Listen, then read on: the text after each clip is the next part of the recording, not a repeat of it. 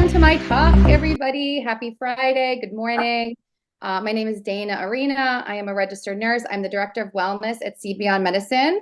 And today's topic is breaking the cycle of obesity, sugar, stress, and sex. So at our practice, See Beyond Medicine, we are a functional medicine practice. We are a concierge practice, and we help a lot of people lose weight. In fact, our CEO, Dr. June Lee, she is board certified in obesity, and she also recently wrote a book called See Beyond Medicine, Sugar, Stress, and Sex. So a lot of the talk today is actually very aligned what would also be in her book.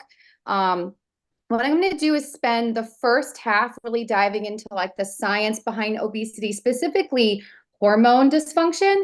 And then I'm going to spend the rest of the time really talking about what we can do, like what we have control over, focus on like real good lifestyle interventions that make a huge impact. And then after that, there should be time for questions, so if you do have questions, you could jot them down or actually throw them in the chat. So at the end, I'll be going through the chat and hopefully get into everybody's questions. And I do want to make sure everybody knows that we are recording this. So if you do miss something, this can get sent to you later. Like anyone that's on here, we're going to be emailing a recording. So, if you miss something, don't fret. It will be getting sent after this. So let's get started here. So a little bit about myself. I have 2 degrees. I have a degree in exercise physiology and one in nursing from NYU. And I started out my career in conventional medicine. I worked on a stroke unit at NYU Langone, and I was doing amazing work, but I realized very quickly that I was kind of, taking care of people after they got sick. I realized that wasn't really why I became a nurse. I wanted to get ahead of the problem and help people prevent, the stroke or the heart attack. So that changed gears. And for the past 10 years or so, I've been really focused on medical weight loss and functional medicine. And I am super passionate about helping people lose weight. So I really hope you guys learned something from my talk today. So let's keep on trucking here. So why obesity? So at See Beyond Medicine, or really just, in my whole career, what we realize is that when we help people lose weight, a lot of other diseases go away. Hypertension, diabetes, prediabetes, pain, knee pain, hip pain, back pain, cholesterol. Obesity is a very big inflammatory burden on the body. So, it is a big topic. And, it's what we're talking about today. Sorry, I'm just letting people in here. Okay. So in medicine, unfortunately, this is kind of like a number that we're using. This is called BMI, body mass index. It is not a great accurate way of measuring obesity. It's simply somebody's weight over height. And it's way more complex than that. So, simple message here is obesity cannot be simplified to a number. Okay, what is obesity? So in 2013, the American Medical Association officially recognized obesity as a chronic disease. Before that, it was kind of, thought of maybe more of lack of discipline or, bad lifestyle choices or whatever, but obesity is a disease. It's a deathly disease. There are 236 long-term complications and morbidities associated with obesity. It's very complex. There's a lot of causes. We're going to be really diving into those causes today, specifically genetics, environmental factors, and hormone dysfunction. So that's it's really the big part of today's talk. And it's not necessarily caused by lack of willpower or lack of discipline and bad choices, even though, let's be honest, that obviously has something to do with it. But it really is a chronic disease. 2/3 of America is obese. We have a big problem going on here. And a lot of us think like, okay, Americans have these big portions and we're eating too much, but it's not necessarily because of that. It's actually a little bit more of like our way of life is causing major hormonal dysfunction. Okay, why do we need to lose weight? I'm not going to spend a lot of time on this because there's many, many reasons, but I will dive in more to like the medical reasons on why. Cardiovascular benefits, hypertension, preventing heart attacks, strokes, pulmonary issues, mental health, anxiety, depression, and insomnia. We'll keep going. Infections, people that, we all can remember during COVID, obesity was a big risk factor for more complications with COVID, musculoskeletal issues, skin, painful like lipomas or skin issues. And then here's like the really big one I wanted to spend a little time on is obesity can cause cancer. So this is really more of the scarier complication of obesity. There are 13 different cancers that obesity can cause. And, really losing weight is one of the best things you could do to prevent future cancer. Okay, sugar, stress, and sex. So these are kind of our way of categorizing the 3 root causes of obesity in relation to hormones. So we're going to go through each category and I'll really explain, this is where in our practice, we're really unlocking the body, trying to figure out what's going on. Okay, so in functional medicine, if you are a patient of ours or functional medicine, you know that we do tons of testing. And we have a little, saying here, test, don't guess. We don't like playing guessing games when it comes to our patients. We want real answers. We want to figure out what's going on with you. So I'm going to go through each biomarker, explain them. This is what we're looking for. And then also in functional medicine, we're not just looking for normal. We want our patients living their best lives. We want them feeling their best and being in optimal ranges. So I am going to share, what an optimal range will look like here for you too. So when it comes to sugar, we're looking at a few markers. The first marker is called hemoglobin A1C. This is your past 3 months of blood sugar over time. And it is kind of a way to diagnose diabetes. Anything above 5.6 will kind of mark you as pre-diabetic. And then when we get more into like above 6.4, 6.5, that's where a diagnosis of diabetes comes in. But we want to shoot for the stars and we like you, more optimally under 5.3. Next is fasting insulin. So insulin is that hormone that it's a taxi cab of blood sugar. It gets produced to grab blood sugar and transport it throughout the body. So if you didn't eat anything and you're fasting, your insulin shouldn't be very high, right? It should be under 25 or optimally maybe even under 10. Fasting glucose is the same conversation. You didn't eat anything, so it shouldn't be elevated. And we want that number under 100. And then I included triglycerides on here because this is more known as a cardiac marker, but it is a fat molecule with sugar attached to it. So it's a good indicator if this is elevated that someone's just maybe having too much sugar or carbs in their life. So optimally under 100 or at least under 150. And now we get to the stress markers. So these are really awesome to identify what's going on with someone. The reason I love these the most is that I have patients in front of me all the time telling me, I'm not stressed, I don't feel stressed. And then I have these biomarkers and I'm like, no, dude, you're stressed. These don't lie. So it is really good, indicator of something's going on. Maybe the person doesn't feel stressed, but their body is stressed. So let's talk about magnesium. Magnesium is your calming mineral. It's what helps with mood. A lot of times we take it before sleep to help us sleep. Optimally, we want it at 6 to 6.5. And I can honestly say I've never seen a magnesium in an optimal range unless somebody is supplementing. So if you aren't taking magnesium, get on the magnesium train. I actually have it right next to me on my desk, and I make sure I take it every morning. So really good supplement for the world. Next is cortisol. So cortisol is our fun stress hormone. And as far as a number here, it really depends on the time of day. Cortisol is highest in the morning. It spikes and wakes us up. And then as the day goes on, it kind of, keeps going down and down and down. And it should be low at night so that we can fall asleep. And we're going to talk about that a lot more in a little bit. Next stress marker is reverse T3. Reverse T3 is a thyroid hormone. It's actually an inactive thyroid hormone. And what it tells us, it's directly correlated with stress, with cortisol. So if it's high on someone, it's just more of an indicator that this person is stressed out. And we want to figure out what to do to manage it. Anything above 20 or anywhere between 10 and 20, but anything closer to 20 or higher, we're saying, hey, this is some high stress. And now let's talk a little bit more about some other hormones. So the thyroid, your TSH, thyroid stimulating hormone. This is a hormone that gets kind of overlooked sometimes because there's a decent reference range. The reference range is 0.4 all the way to 4.0. And a lot of times if you fall within that, you're kind of like checked off that, oh, you're normal, it's fine. And that's not necessarily always true.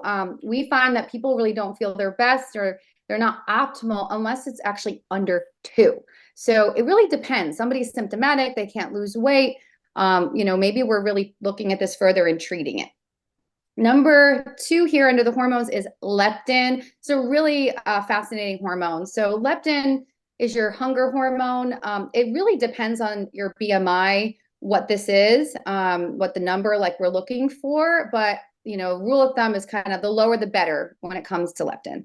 And then there's your sex hormones. That's estrogen, that's progesterone, that's testosterone. This is super complex, like depending on everybody might have a different hormone outlook here. So there's not exact numbers that I can give you.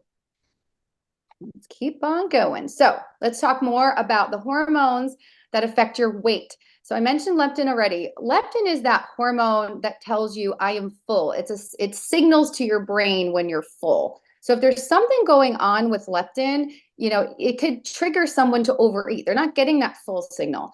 The other thing with leptin is when we test it in blood and it is high, it's a little bit of an indicator that, maybe somebody is resistant. You might have heard of like insulin resistance. I think everybody might have heard of that before. Leptin resistance is also a very real thing. And if this number is high, it can mean that you might just be someone that's a little bit more stuck with weight loss. And what do we do with that? Maybe a specific diet or a certain supplement or, sometimes even medication to really help somebody move the dial and lose.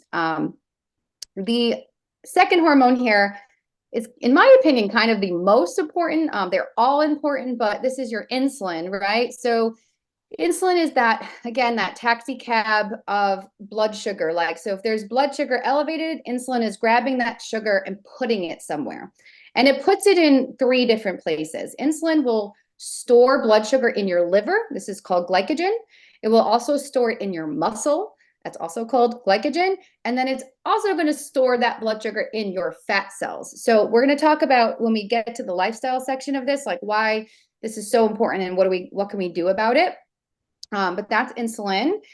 And now we have our friend here, cortisol. So cortisol is our stress hormone. Cortisol gets a bad rap a lot, but I want you to know that cortisol is actually supposed to be a good thing. Cortisol is that hormone that helps you get through a very stressful event. It's like the fight or flight. If you have a threat in front of you, cortisol is like helping you fight something or run away and get out of there. But there is a problem with that, because what that also means is, what do you need when you're fighting something or running away? You need energy, you need blood sugar, right? So what cortisol will do is it will take stored blood sugar and it will actually dump it into your bloodstream so that you can run or fight, in the present, because there's a threat. But there's a couple of problems with that, because our minds have this amazing ability to perceive threats all of the time, right? Like even if it's not real, right? So we're just kind of wired this way. So if you're sitting there and you're stressed out, you can actually create insulin and leptin resistance with too much stress. Stress can really control our eating behaviors, like because we need that blood sugar because we're running, right? And we're fighting, we need blood sugar. So you might crave sugar, right? Emotional eating. It also helps regulate your sleep. So cortisol and melatonin, our sleep hormone, run on opposite directions. So when there's lots of stress or cortisol like spiking at night, you might have trouble sleeping. You might not be producing that melatonin well too. The other problem I really wanted to focus on with cortisol is that when we're in chronic stress, when you have such a high demand for cortisol and too many days, months, years of being stressed out, your body, your brain will actually say, stop producing it. This is too toxic. And that's when somebody will be in burnout. So we see that all the time. That's actually when your cortisol is too low.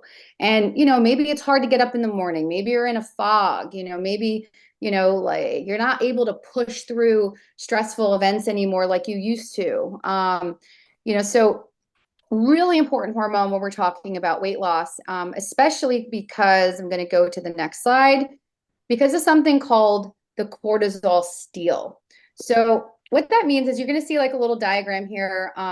This is called the steroid cascade. All of your hormones, not all of them, sorry, your sex hormones, so estrogen, testosterone, progesterone, and cortisol are all kind of created from the same thing. They're all kind of created from cholesterol, and then it turns into pregnenolone, and then from there they kind of create the same thing.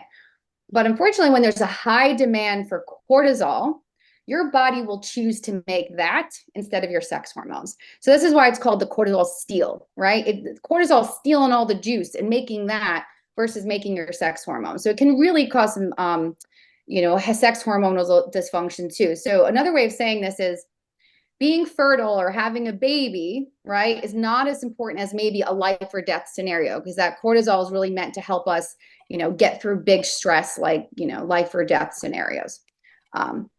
So that's the cortisol steal. All right, we're going to keep talking about some more hormones here.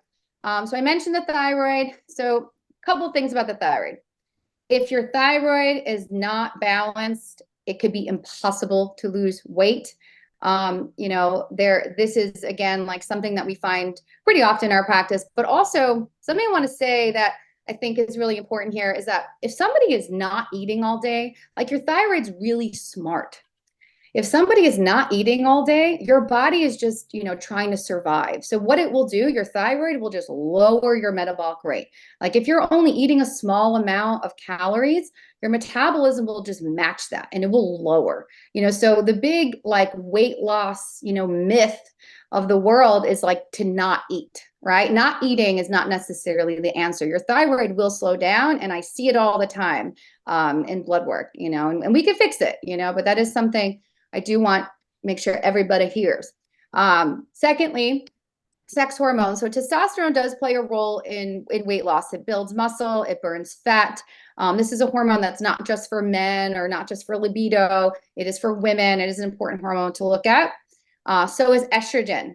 Estrogen is a hormone that, it actually does indicate like where's fat or how fat gets stored in the body. Fat cells can actually like produce estrogen. So it's interesting, too little or too much can promote the storage of fat. And again, not just for women, it's also for, an important hormone to look at for men. And, when it comes to these hormones here, it's just more about like getting tested is kind of the answer. So speaking of getting tested to figure out your hormones, the most comprehensive hormone test that we use now is called the Dutch test. There's a lot of reasons we do this test. It actually does also test our cortisol. So you can kind of see, this is an example of the test here. You can kind of see the diagram and see that we can measure cortisol patterns too, like all throughout the day. But one thing that this test does that you really don't do in other tests is that it measures something called estrogen metabolites. So when it comes to hormone health, we're kind of looking at a couple of things. We're looking at the production of hormones, like maybe you're not producing enough or you're producing too much. And then we're looking at the metabolism of hormones. Like, are you someone that's not detoxing well? So when it comes to estrogen, you could be someone that's just not getting rid of estrogen well, and it's building up. That's estrogen dominance, excess estrogen. So it is, really important just to get tested to try to figure out what's going on there. Okay. Okay, I'm going to keep talking about testing a little bit here. So genetics and obesity is something that we really love looking at our practice. It is a game changer for people to be looking at genetics. So this test right here is a genetic test that we do called Defy Your DNA. It's a very long test. It's just as a small part of it where it shows like the weight and the heart genes. But there are 6 genes on here that really help make sense. Like if somebody's like kind of questioning, like, hey, is this just the way I am? Like, maybe, the way you're, dopamine driven to eating or appetite or how fat gets stored. And like the answer is, yeah, it might actually just be the way you are, right? Like there's actually very real genes to look at here.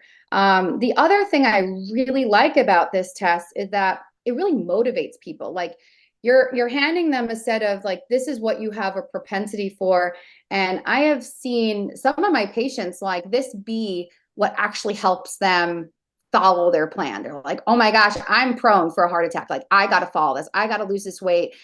So it is a really powerful test.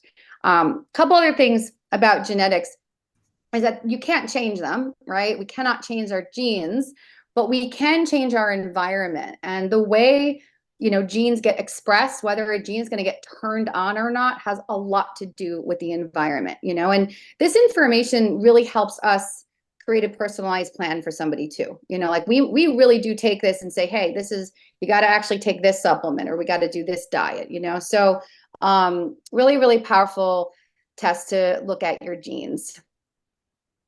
This a lot of times raises the question of what's nature versus nurture. So in Dr. Lee's book, she kind of broke it down like this, which I think is fair. It's hard to say, but there's a pretty big range, and it's like one of those things in medicine, like it depends, right? Depends on the person. But anywhere from 40 to 70%, maybe we can connect genes to obesity. There's 210 gene mutations that can be connected to obesity.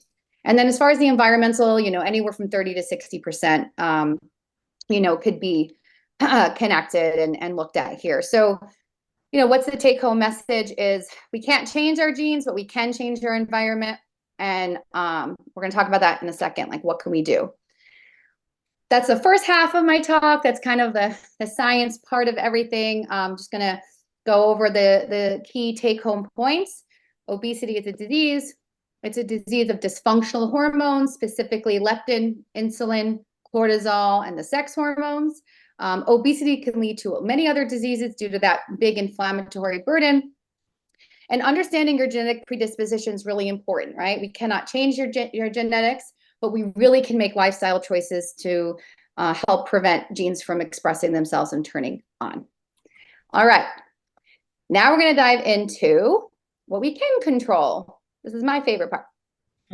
So sugar, stress, and sex. So what I did here is I kind of connected certain parts of the lifestyle to each of these categories, each of these hormones that I've just been going over with you, and how the lifestyle affects all three. This is our beautiful symbol here called the CB-on-5. It's just a symbol to kind of help identify what's going on in somebody's lifestyle and where to focus on. As you can see, we really like S's at our practice. Everything is S. It's just honestly a way to memorize it. So we lucked out. We were able to find a bunch of S things that made sense. But I'll review these with you quickly. That's sustenance. So that's like nutrition, right? Sweat, that would be exercise, and also detox, like sweating, actually sweating. Stress, obvious. Sleep, obvious. And then social. And at the center is hormones, because hormones not only are affecting all, kind of control some of these parts of our lifestyles, but parts of our lifestyle, or I should say all of our lifestyle, is actually affecting our hormone health too. So it's really, a full circle here with how this works. Okay, let's talk about sugar and sustenance. So sustenance, this is our nutrition. I'm going to talk to you about, remember our friend insulin, right? That hormone that spikes when you get blood sugar in your system. So very basic. What you eat, how much you eat, and when you eat will dictate what happens to insulin and your blood sugar response, right? So let's dive into nutrition a little bit here. This is a lot to unpack, but I'm going to give you like some very basic key points here. I want you to remember that what you eat, food, can either harm you or it can heal you. So when we're choosing what we're putting in our bodies, that's really important to think about, right? So there are three types of macronutrients. There's three types of macronutrients where we're going to get nutrition from: protein, fat, and carbs. And one of them affects our blood sugar a lot more, right? We all kind of know this. Carbohydrates, right? Carbohydrates going to spike our blood sugar. So what do we do when we're trying to control our blood sugar and our insulin? Is we try to eat the things that don't spike our blood sugar or our insulin, right? So here's your weight loss secret sauce. These are your three weight loss BFFs: protein, fat, and fiber. So an easy way to remember this is PFF are your weight loss BFFs. Protein, fat, fiber are your weight loss BFFs. These are the foods that will keep you full, regulate your blood sugar, and keep your metabolism moving, right? Let's talk about carbs. So carbohydrates is not something we have to like completely avoid or stay away from, forever. And it really depends on what's going on with someone when it comes to like a carbohydrate need. But in general, this is a blood sugar hack. I want you to remember this forever because it really works. When you eat protein, fat, and fiber before you eat carbs or paired with carbs, that's going to slow down a blood sugar spike and prevent, those it's just, even though you're eating the carb, when it's together, it's going to slow it down. And then I wanted to mention really quick, like complex carbs versus simple carbs. Again, this is just science, right? So if you eat something, a complex carb usually has more fiber in it. A simple carb doesn't. So a good example of this is rice, like brown rice versus white rice. White rice is going to spike the blood sugar a little faster, a little bit more than maybe the brown rice because there's fiber in there. Or another example would be like apple versus banana. Banana has way more sugar, spike the blood sugar faster. Apple has more fiber, it might not spike as fast, right? So, when we're choosing carbs, we kind of want to choose the carbs that might not affect the blood sugar as much. Okay, number 3. So this is one of the most important things, but also the hardest thing for people to follow. Eating small meals every 2 to 3 hours, right? So when you eat small meals every 2 to 3 hours, your blood sugar should be stable. It's not going to go too high. And obviously it's, eating the right things. It shouldn't go too low. So there's a lot of reasons to do this. It's going to prevent you from getting too hungry. When you're hungry, what happens? You're starving, you have big portions that might spike your blood sugar.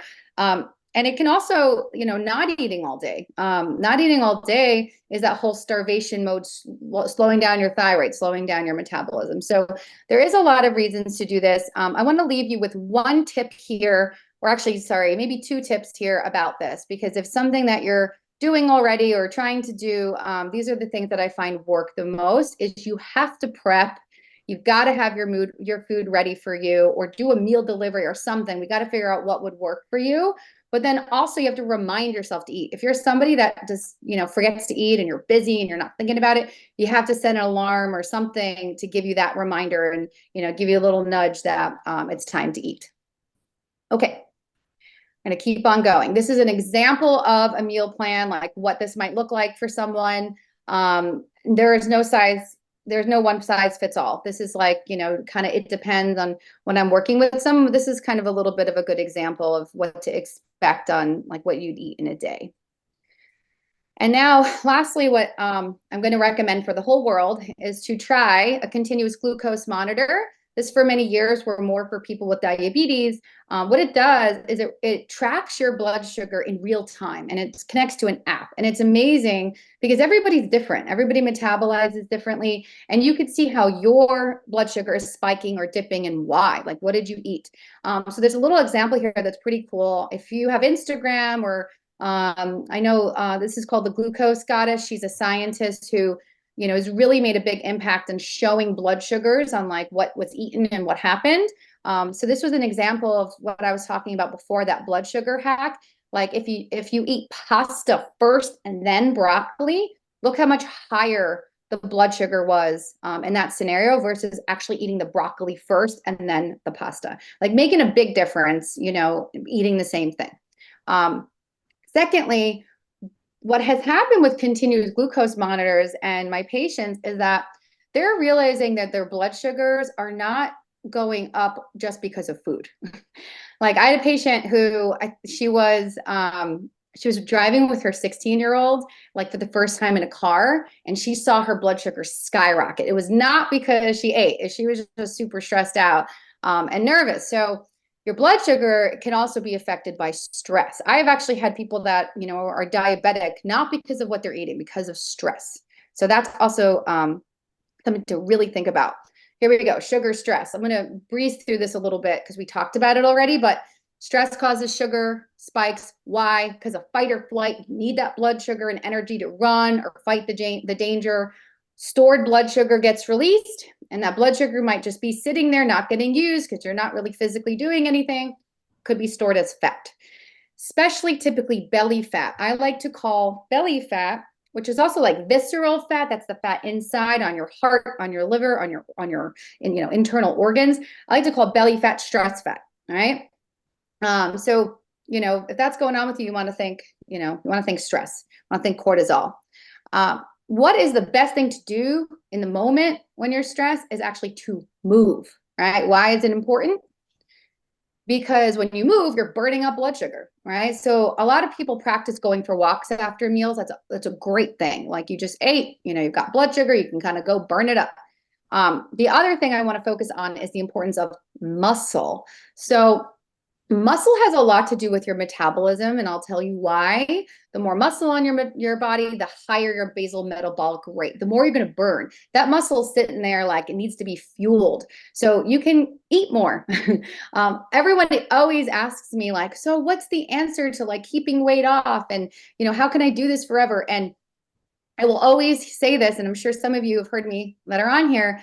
It's to weight train. It's to build muscle or exercise. Like that muscle is what's going to allow you to go have a slice of pizza and, a wine or whatever, right? Without it maybe necessarily turning to fat because your muscle needs to get fueled first, right? So weight training is one of the best things you could do for your health and longevity. I'm very biased. My husband's a personal trainer, but it is the truth. This is research. This isn't, this is just me, this is all backed up.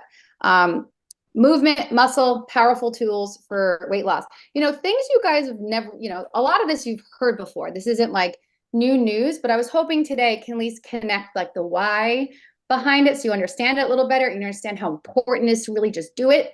Speaking of that, if you're stressed, right? What can you do? 1,000 things. Like here's a bunch, do them all. Do one of them, do something, right? Like this is, the thing is like, we can't be living with that stress. It's causing major hormonal issues for us.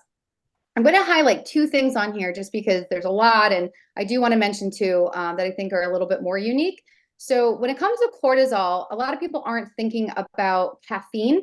Caffeine, some people drink 5, 6 cups of coffee all day, not thinking about it.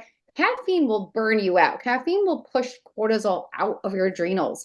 So if you're someone that's having way too much caffeine, maybe to help you wake up, that could be causing this burnout or causing adrenal, cortisol issue. So what we like to do is switch people from caffeine to ginseng. Ginseng is a tea. It does not have caffeine, but it does help kind of, wake up the brain and give you that like more energy. And the second thing, I have somebody on here that I just recently told this to this past week, is something called a gratitude journal. So I love gratitude journals. I actually gave this to my entire family for Christmas one year. It's called the 5-Minute Journal. You could buy it from Intelligent Change is the brand. It doesn't have to be this one, but the thing I want to talk about gratitude is that if you're anxious, if you're stressed out, and you get yourself into a gratitude state, it is really hard to also feel anxious.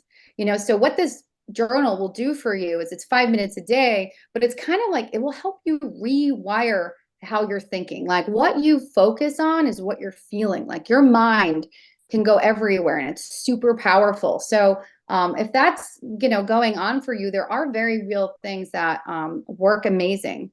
Actually, I'm going to mention one more that's actually at our practice that's been a game changer for a lot of my patients. It's called Alpha Stim.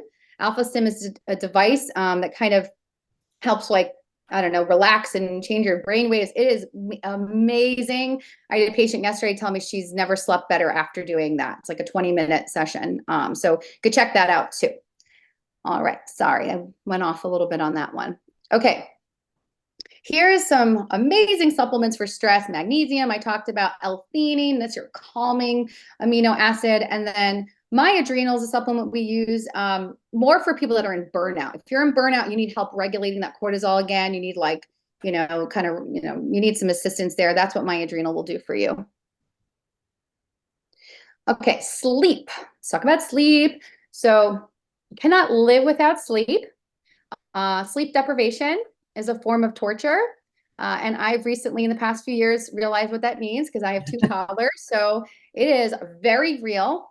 And you can't sleep. You cannot lose weight if you're not sleeping. Like really, like this is like real stuff. This slide's really showing you what's going on with cortisol in connection with sleep. So it's kind of interesting. You know, this is like the cycle you want. You want cortisol to be high in the morning and then come down and come down and come down and stay low at night. So the connection piece between stress and sleep is very real. If you are stressed, and spiking cortisol at the wrong times, this can really disturb your sleep. The thing here, it's funny because like the less sleep you're getting, the more stressed out you could be. So it's kind of this vicious cycle, of stress and sleep. So we have to really look at both. Keep on going. So we could talk about sleep a lot. But what I was going to do is just kind of breeze through this because I do want to have time for questions at the end of this talk. And you can, I don't know if I mentioned there, this is getting recorded. And if you miss something, this can all be getting sent to you if you wanted to really, look at all of these amazing tips. But when it comes to sleep, there's a few bigger categories to look at. It's preparing for sleep, planning for 8 hours is that golden number. There's a lot of tips here on, what to do to help you like right before you're sleeping is, really important to set you up for success. Limiting or avoiding stimulants like caffeine, later in the day or in the evening, or even chocolate. And, some people don't realize that chocolate or like espresso flavored ice cream, like there's caffeine in chocolate. So that can actually affect you too.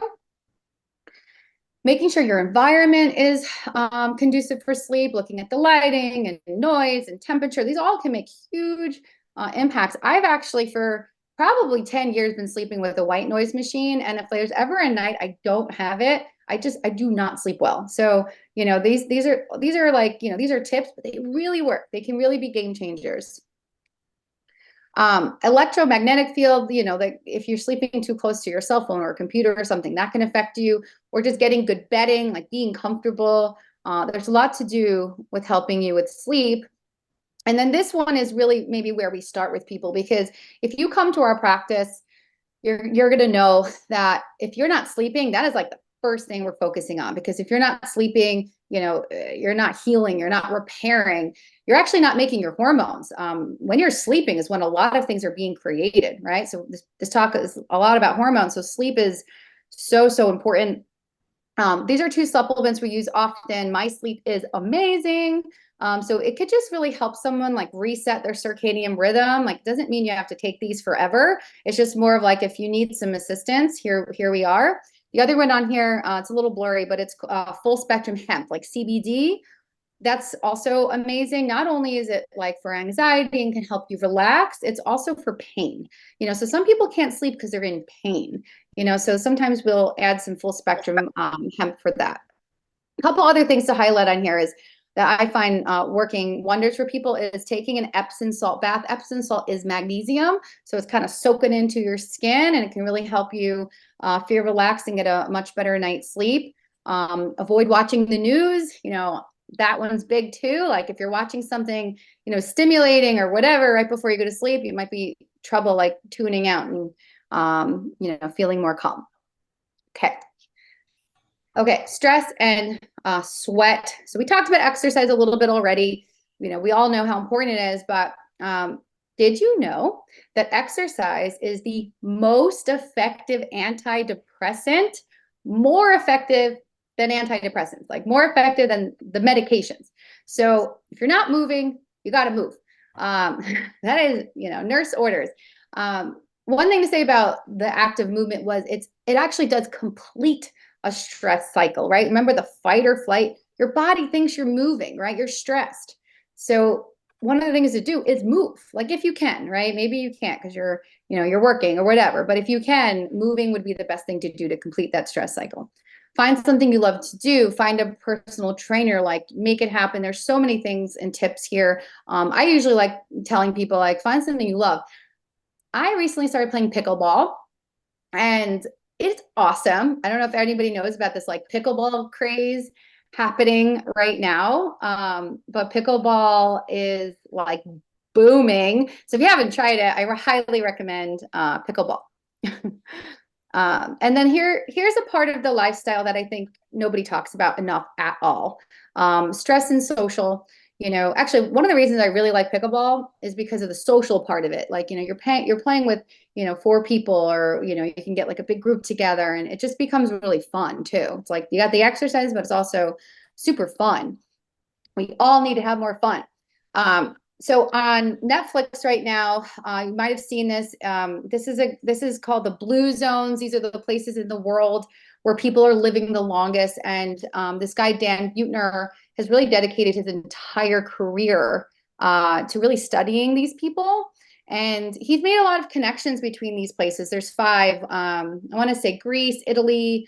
There's one in California, Costa Rica. Either way, like they have things in common, these blue zones. But one of the things that he found is that people that have community and like strong social ties are living longer, So think about that. Surrounding yourself with positive, uplifting people, joining a community, reaching out to your friends and family more. And I did mention fun. Like having fun is part of health. We all forget to have fun. We're doing grown-up things way too much. So think about what that means for you.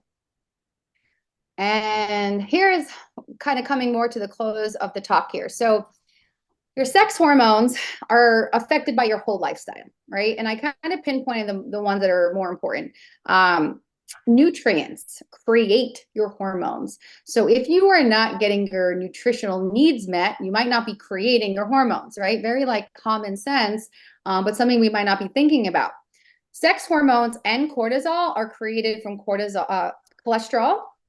So, maybe some healthy fats for hormone health, like nuts, seeds, avocado, salmon. Another thing that we always recommend if somebody does have that excess estrogen that we were talking about earlier, ground flaxseed is awesome. Ground flaxseed is awesome for so many reasons, but ground flaxseed will grab excess estrogen and help, get rid of it.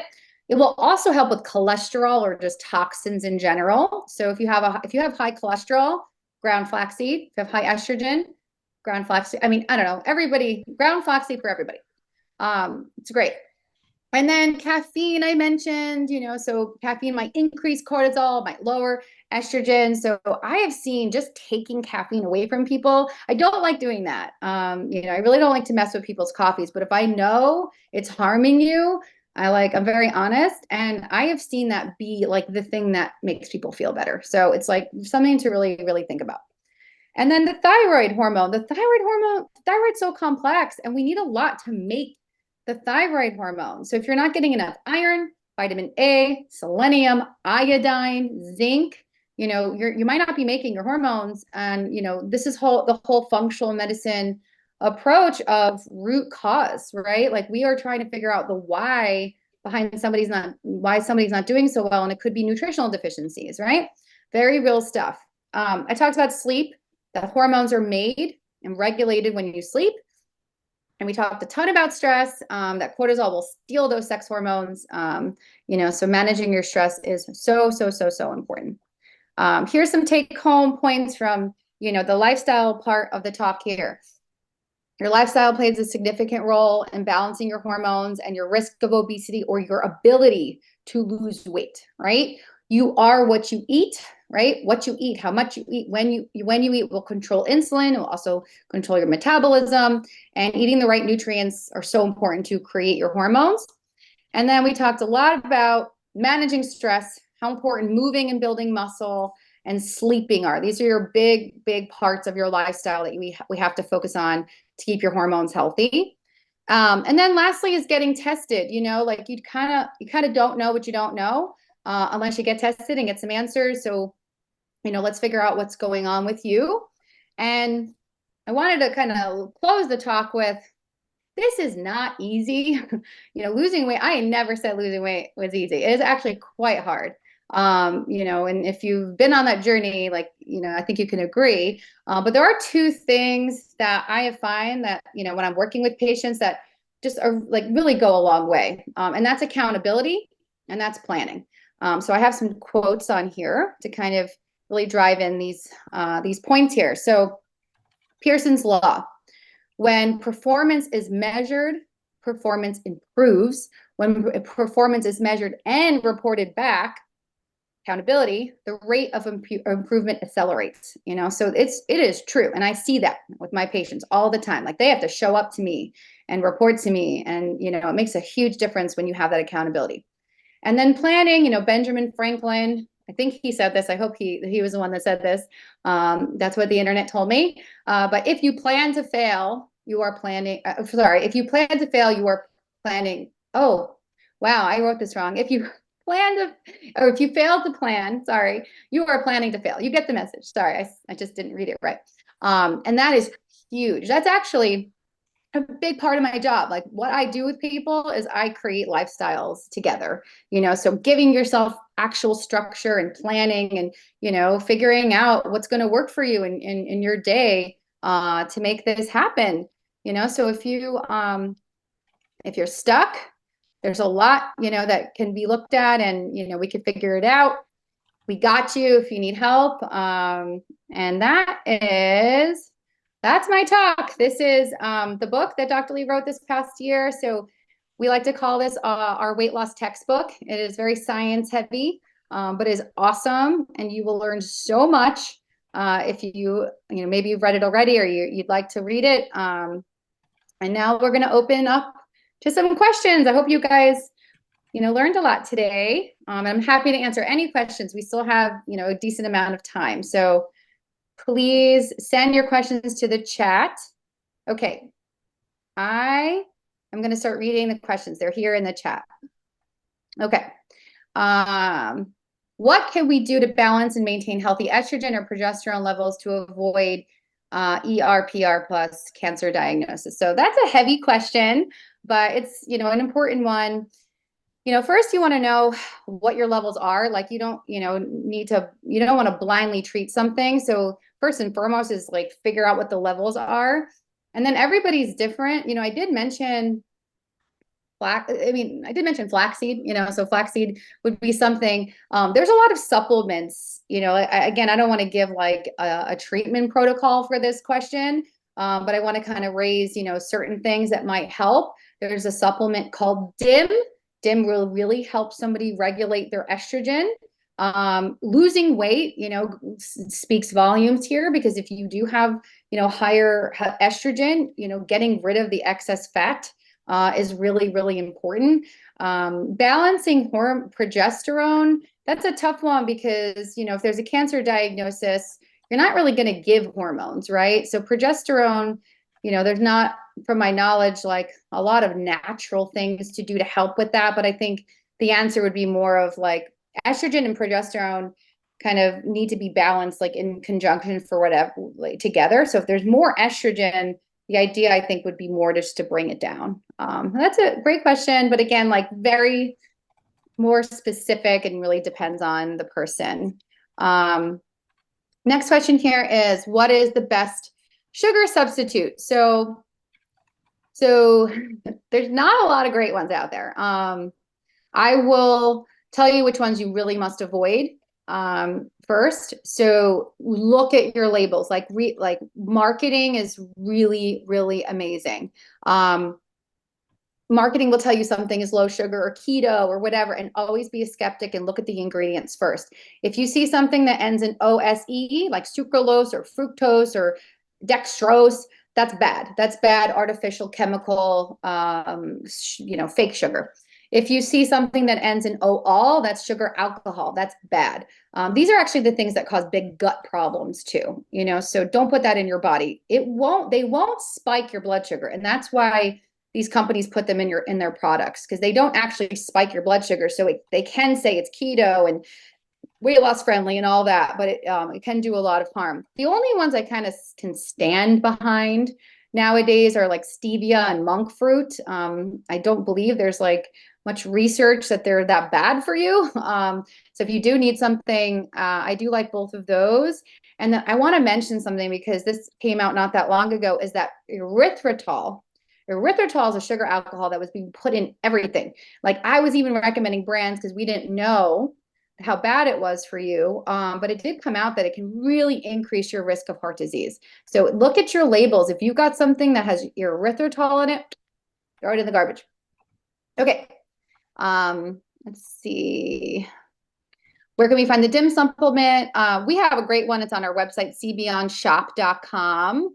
But before you go ahead and take DIM, you should really like get tested. Like you don't want to take something that you don't necessarily, isn't right for you.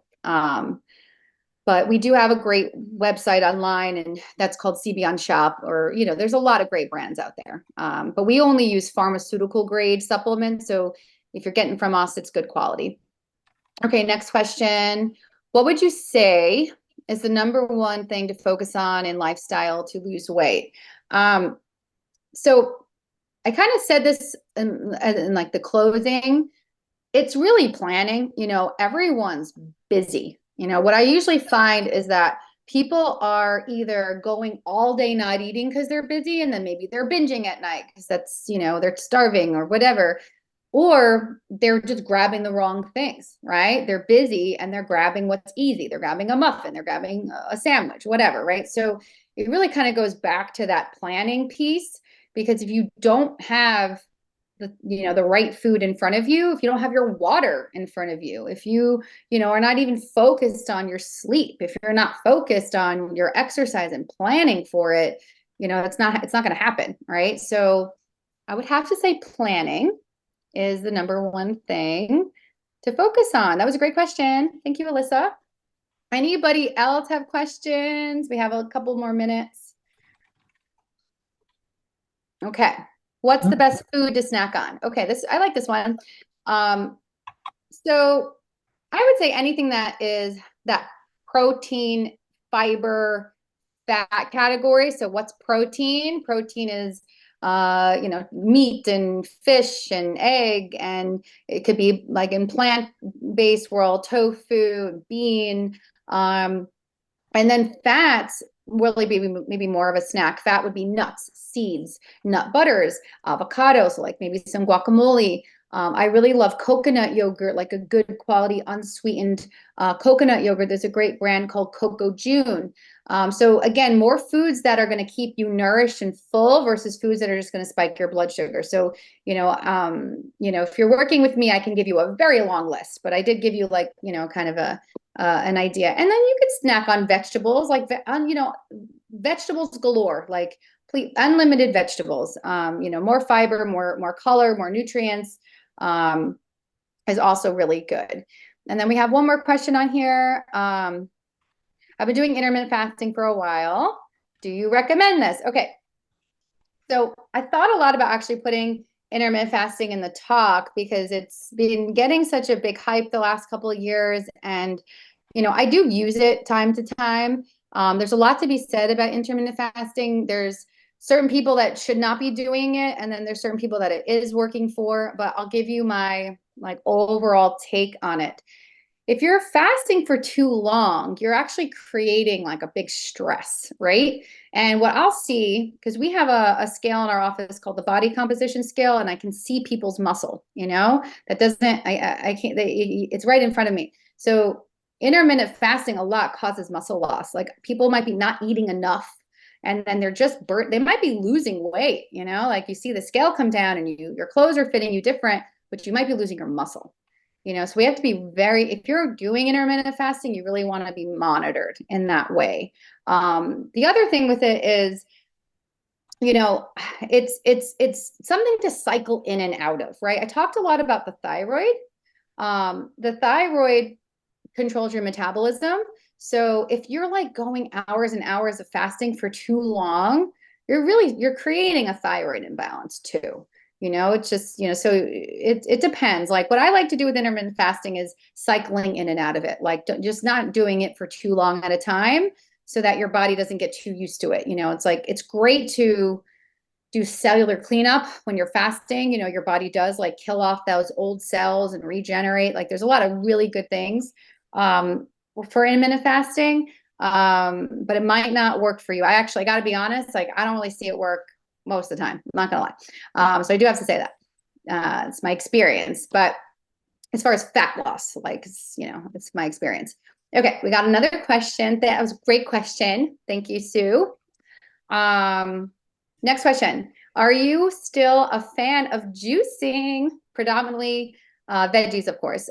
So that yes and no. Like, so juicing depends. Like juicing for too long, like juicing can just keep your blood sugar spiked, right? So if you have too much sugar, even if it's from like a good place, it might not be great for you. Similar to the intermittent fasting conversation of like, if you're juicing for too long, maybe you can lose muscle. What I really like about juicing is it kind of lets your body gives your digestion a break. And breaking down food is like a big metabolic process. So what juicing can do for you is give your digestion a break and like allow your body to like just rest, and then also get some powerful nutrients. So maybe like a 5-day course, tops, like that's what I'll use here and there. I like juicing when somebody's stuck. I always like to throw something new and different, and try something different to help unstuck them, if their body's getting used to a certain, diet. So that's another way that I would use juicing too. So that's a great question. Thank you. And you'll feel great when you juice too. Just be careful not doing it too long. We might have time for one more. If anybody, I'm actually going to unmute you all. If anybody wants to say, I really would love to say hello. Thank you, Dana. Amazing information, very valuable. Good. I hope you guys learned something. Definitely. Okay, look at the turnout. Hey. I see all my people. I am an open book. If you have questions, feel free to contact me and reach out to the office, and thanks for joining. Thank you. It was good to see your beautiful face. Oh, I love seeing your name. Have a great day. Thanks, guys. Bye. Bye. Have a great day, everyone. Bye. Have a great day.